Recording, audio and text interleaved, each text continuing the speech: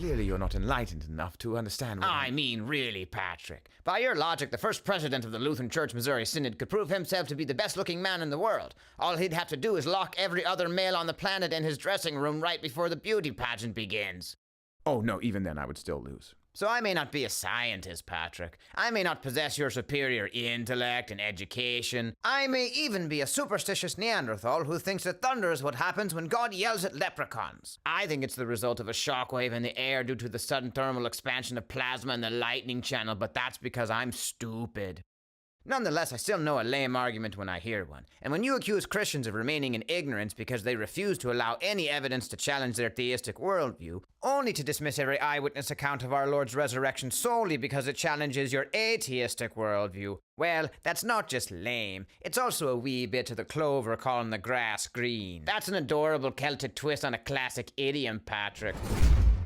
Moral to that story, don't be messing with two Irish Lutherans who look a lot like Ron Howard's older brother. Permit me to answer two questions that are almost certainly burning in your mind. Why do these two Irish Lutherans, are there really any? Why do they keep calling Richard Dawkins Patrick? It's either an Irish thing or it's a callback to the original Lutheran satire video where they shellacked St. Patrick over his lack of understanding of Trinitarian theology.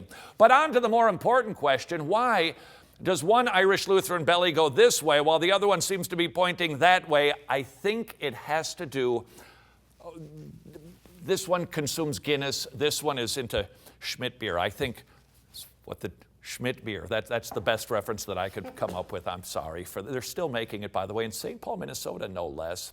However, how do we respond to the accusation that you and I are closed-minded as Christians? First of all, let me suggest we don't take the bait.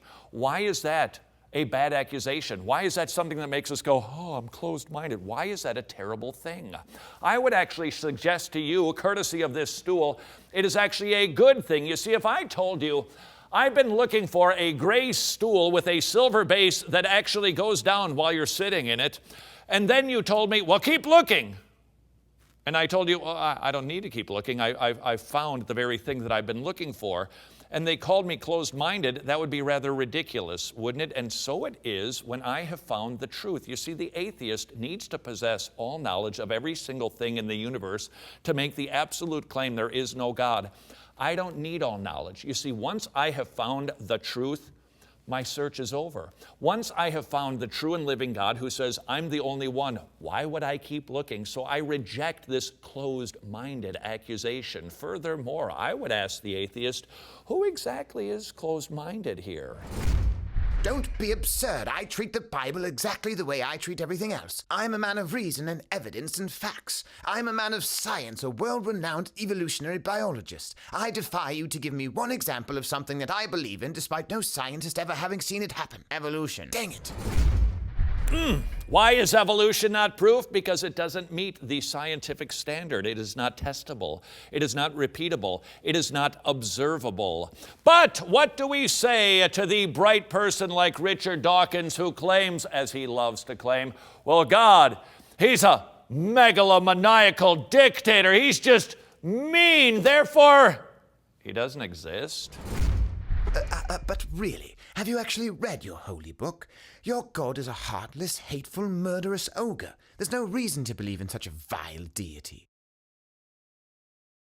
I'm sorry, Patrick. I'm going to need a second to recover from that. Yeah, Patrick, stop in the name of logic before you break my brain. Placing your failure to properly understand the justice of the Almighty aside for a moment, did you honestly just argue that God doesn't exist because he's mean? Why, if being a jerk made you cease to exist, then every war in human history would have been over the second it started. Rosie O'Donnell would have disappeared in a puff of smoke in 1998 instead of getting fired from The View once every 7 minutes. And that jerk who makes those Lutheran satire videos wouldn't even be able to finish recording.